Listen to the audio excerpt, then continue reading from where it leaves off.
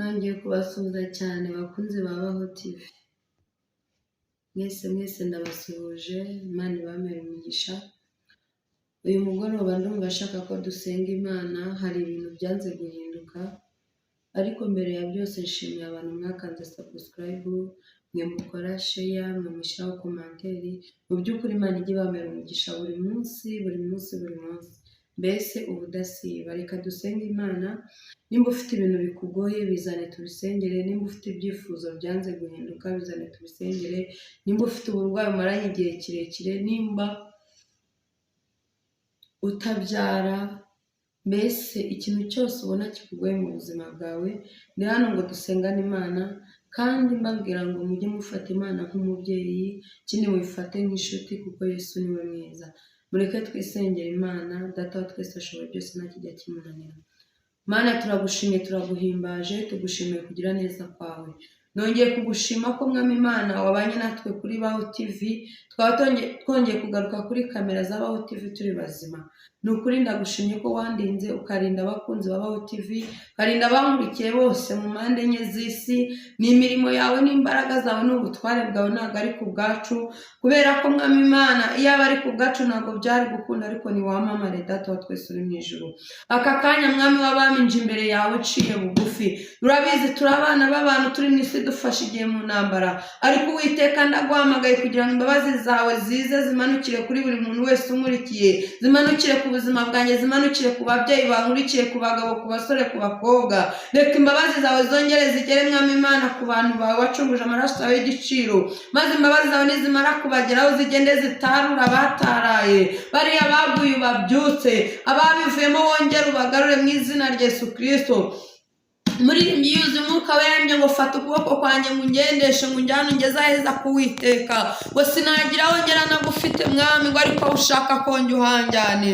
Reka Mwami Imana ufate amaboko yacu tugendeshe. Reka ubuntu bwawe bwongere bugaragare ku babyeyi, reka ubuntu bwawe bwongere bugaragare ku bagabo, reka ubuntu bwawe bwongere bugaragare ku basore no ku bakobwa, reka ubuntu bwawe bwongere bugaragare ku bana bacu mu izina rya Yesu Kristo. Ubuntu bwawe bwongere bugaragare ku babyeyi mu izina rya Yesu Kristo, bwongere bugaragare ku gihugu cyacu, bwongere bugaragare mu isi yose muri rusange. Uzenguruka isi ya none iruhije kandi igoye abagenzi, wongere utanga imbaraga, wongere utanga inkomezi. Kitubwira ko twahanagujwe n'amaraso yawe Yesu Kristo yoza ibyaha, nuko uragenda ugahindura ibyanze guhinduka. Bamaze igihe kirekire ku misozi Mwami Imana bakureyo, ari benshi bamaze igihe kirekire bakwizeye kandi bakwiringiye, bagusenga ubudasiba, baririmba bamurimye ngo nimuze mwenyine ngo twererane, ngo musange ahantu hatari abantu, ngo dore imiruhire barembeje, ngo n'urusaku rurabaruhije, ngo ariko Uwitanga nzamugororera. Uyu mugoroba Mwami Imana tuje kwihererana nawe, babyeyi bihereranye nawe, bagabo bihereranye nawe, urubyiruko rwihereranye nawe, babyeyi bacu bihereranye nawe. Ayiwe mukunzi mwiza, nyemerera uzi ukora imirimo n'ibitangaza. Muri byuzi umwuka yanjye gukora ibitangaza abantu bagatangara, ngo ariko we nujya utangara kuko uri igitangaza. Ndagushimye Mwami, izina ryawe niryamamare. Erega waraturinze nitwapfa, erega wabaye mu ruhande rwacu, erega twabonye ukuboko kwawe, twabonye Imana ikiza, twabonye Imana yambika, twabonye Imana igabura, twabonye Imana ihindura ibyanze guhinduka, twabonye Imana isobanura ibidasobanutse. Erega narakubonye mukunzi mwiza, aka kanya nongeye kuguhamagara Data wa twese mwiza. Genda wiyereka ababyeyi barwaye ubakize, abatwite bari kwa muganga ubarengere, abataratwita babuze urubyaro bahereza urubyaro mu izina rya Yesu Kristo. Ngwino uhanagura amarira y'abarira, ngwino utanga imbaraga ku bacitse intege. Ari benshi bagusengaga ariko Mwami Imana bacika intege bitewe n'ibigeragezo n'amakuba, ongera ubagarukeho, bambika ubwiza bwawe, bambika igitinyiro cyawe, bambika imbaraga zawe. Mwami Imana wongera ugarure intama zazimiye mu izina rya Yesu. Uze Mwami Imana uvangure urukungu n'amasaka, bimenyekane kuri Imana. Weretse n'abariya batakuzi, reka bakumenye. Bari mu busambanyi bakureyo, abari mu kuroga bakureyo, bari mu kubesha bakureyo, bari mu bujuru bakureyo mu izina rya Yesu. Abanyeshari ukureho iryo shari, abariganya ukureho ubwo buriganya mu izina rya Yesu Kristo. Ngo zari zisenyutse wongere wubake, bari babuze uko bagira utanga uko Mwami Imana bagira, bari bafite amadeni utwishyurire, bari mu bukode mwami Imana uduhereze amazu mu izina rya Yesu Kristo, bafite amakeredi utwishyurire, reka bimenyekane data wa twese mwiza. Ndakuraritse muri aya masaha, ndaguhamagaye mu izina rya Yesu, ndaguhamagaye mu izina rya Yesu. Koresha itegeko ku buzima bw'ababyeyi, koresha itegeko ku buzima bw'abagabo, koresha itegeko ku buzima bw'abakobwa n'abasore, koresha itegeko ku bana bacu, ukoresha itegeko mu gihugu cyacu, ukoresha itegeko mu bihugu by'amahanga, ukoresha itegeko mu isi ya none, uzenguruka isi ya none data wa twese uri mu ijuru. Reka bakumenye dukomere, reka batarakumenya bakumenye mu izina rya Yesu Kristo. Reka abantu bizere ijambo ryawe, erega uri Imana ikora imirimo n'ibitangaza. Wageze kwa Yayiro biramenyekana, wageze kwa Lazaro biramenyekana. Haleluya, haleluya. Daniyeli mu rwobo rw'intare yarakubonye, Saduraka Meshake Abedenego mu itanura ry'umuriro barakubonye, banze gupfukamira ibigirwamana bari. Uko niko nanjye nkwinginze urengera abantu bawe. Abisirayeli bageze ku nyanja itukura, babonaga imbere n'inyuma ari amagare ya Farawo, inyuma yabo yari amagare ya Farawo, imbere yari inyanja ngari, hirya no hakuno yari imisozi miremire. Nawe windishwa bari bafite data, ariko baratabaye, ubabera Imana, ubabera Imana. Barakubona, babona ukuboko kwawe, maze mwami Imana bambuka, mwami Imana bambukiye umutse. Ariko Uwiteka niko nkwinginze, cyo ngukundira n'ukuri Imana itagihinduka. Uracyari ya Mana ivuga bikaba, yategeka bigakomera. Uko wahoze kera n'uyu munsi ni kuri, uracyavuga bikaba mwami w'abami. Ngaho utegeka ku buzima bwacu, ngaho uvuga ku buzima bwacu. Nirukanya abarozi mu izina rya Yesu ku buzima bwacu, nirukanya akagambane ku buzima bwacu, nirukanye inyatsi ku buzima bwacu, nirukanye mwami Imana karande mu izina rya Yesu Kristo. Mpagaritse ibitavuga Imana byose. Ayiwe mukunzi wanjye, ngwino ukora imirimo n'ibitangaza, ukora imirimo n'ibitangaza abantu bagatangara. Ariko we ntujya utangara kubera kuri igitangaza. Uri umugiraneza Yesu, ntabwo uhinduka, ntabwo umeze nk'abantu. Ni wowe nshuti itajya iduhana mu byago no mu makuba, ni wowe utajya utureka. Abantu batuvuyeho ntujya utuvaho, abantu baturetse ntujya utureka. Niyo mpamvu nkwinginze ngo wongere ugere mu babyeyi. Mana utanga akazi, utanga ibyo kurya, ibyo kwambara, utange mwami Imana igitinyiro, utanga imbaraga, utanga ubwenge, utanga agakiza mu izina rya Yesu Kristo. Ko niko mbisabiye abagabo, ko niko mbisabiye abana bacu ngo bakure mu butware bwawe no mu budangarwa bwawe. Uko niko mbisabiye mwami abayobozi bacu b'igihugu ndetse n'abaciriritse, buri muntu wese mwami nyagora ku ngoma mu ruhande rwe. Ndakwinginze ugere ku bayobozi bakomeye n'abo hasi mwami. Utanga ubwenge, utanga imbaraga, utanga inkomezi, utanga uburinzi mu izina rya Yesu Kristo. Ndagutabaje mwami w'abami, kakanya ndakwinginze wino utanga urubyaro mu ngumba. Uri se w'imfubyi ukaba umugabo w'abapfakazi, uri isambu utarumbura igiti cy'inganzamarumbu, urubwugamo bw'umugaru. Uri Uwiteka niryo zina ryawe, nawakubanjije nta n'uzaguheruka. Ukora imirimo n'ibitangaza, ngwino uhindure mu izina rya Yesu. Sabye imbaraga mwami, genda ugere mu itorero, ukura urukungu mu masaka. Gera mu itorero mwami, utanga agakiza gakwiriye. Dore benshi barabivangavanze, ariko naciye umurimo wawe, ndatabariza umurimo wawe.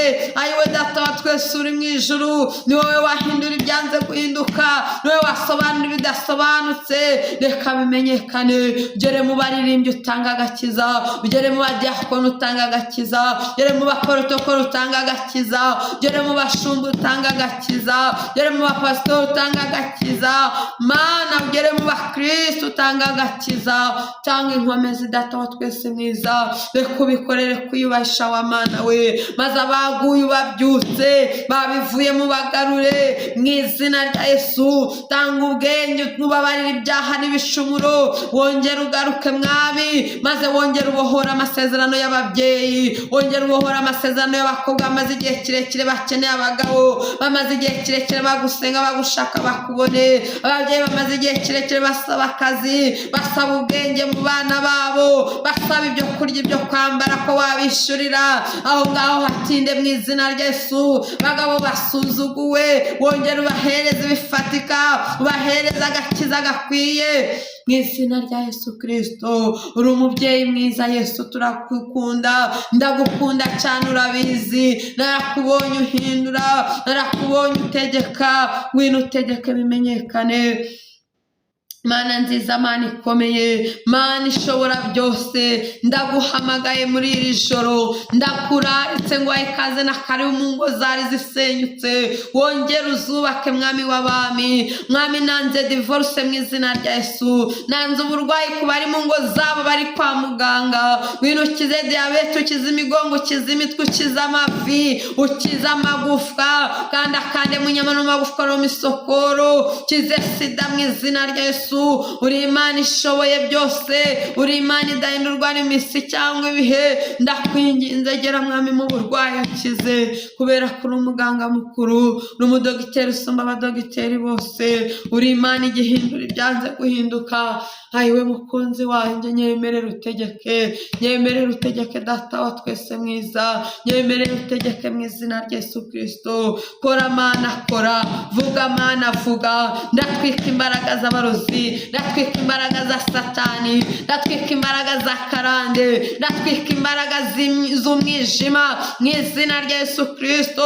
Ndatwika ibitavuga Imana byose mu izina rya Yesu Kristo. Dushyigikire, utuvuganire, uturengere, turwanirire, utubere maso, utubere ku rugamba. Tegeka ku buzima bwacu, hindura ubuzima bwacu. Mana nanze inzara mu Rwanda, nanze inzara hirya no hino, nanze agasuzuguro mu izina rya Yesu. Nirukanye mwami ubushomeri, nirukanye ubushomeri mu izina rya Yesu. Tanga ibyo kurya n'ibyo kunywa, ururuka ukore mwami w'abami, tegeka mwami w'abami, hindura mu izina rya Yesu Kristo. Urakoze kuri mwiza Yesu. Jya ugendana n'abana ku mashuri, bari mu biruhuko ugumane nabo. Aho tugenda muri iyi si yanduye iruhije, jya ugendana natwe, tujye tugenda dushinga ushinguye, uringaniza ataringaniye, sobanura ibidasobanutse mu izina rya Yesu Kristo. Nimba tukugiriyeho umugisha, tubone ubutabazi bwawe. Rinda ubugingo bwacu mwami, rinda ubugingo bwacu kuko aribwo buzakubona. Turinde ibyatujyana gihonomu mu izina rya Yesu Kristo. Turambuye amaboko, duteze ibiganza, abakurikiye Baho TV bateze ibiganza mwami, ngo urebe igikwiriye ibiganza byabo. Ayiwe Mana yo kwizerwa, turakuraritse kuko uri Imana nziza.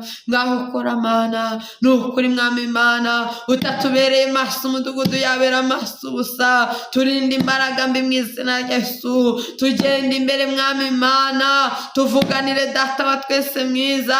Erega ntacyo twashobora, ubwenge bwacu ntacyo bwakora, erega ntacyo twahindura muri iyi si ya none, ariko ni wowe duhanze amaso nk'umukunzi wacu, nk'umutabazi, nk'umubyeyi.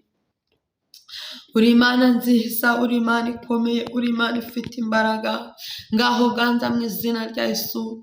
Ndagushimye kuri Imana igiye gutegeka, ndagushimye kuri Imana igiye guhindura ibyanze guhinduka, ndagushimye kuri Imana igiye gusobanura ibidasobanutse, ndagushimye kuri Imana ibanye n'Abanyarwanda n'Abanyarwandakazi, ndagushimye kuri Imana igeze mu isi yose muri rusange, ugatanga agakiza, ugatanga ubwenge. Urakoze, nkuramburiye amaboko ngo uhaye icyubahiro. Uri mwiza Yesu, urihagije. Ngaho ganza muri byose Yesu, ugera impande zose, uhabe nk'Imana. Natwe tuzahora tugushima kandi tuzahora tuguhimbaza, tuzavuga hose imirimo yawe, tuvuge hose gukora kwawe, tuvuge hose gukomera kwawe. Urakoze kuri umubyeyi mwiza, urakoze kuri papa, ukaba mama, ukaba inshuti mu buzima bwacu. Tuguhaye icyubahiro mwami, turagushimye. Urakoze kutegetse, urakoze kuhabaye, mu izina ryawe ryera Yesu Kristo. Amen, amen, amen. Haleluya, haleluya, haleluya, haleluya. Mana ushimwe, Mana ushimwe. Mana yacu nishimwe cyane. Mwakire ubutabazi bw'Imana, imbaraga z'Imana zikomeza kubana namwe. Shalom, shalom.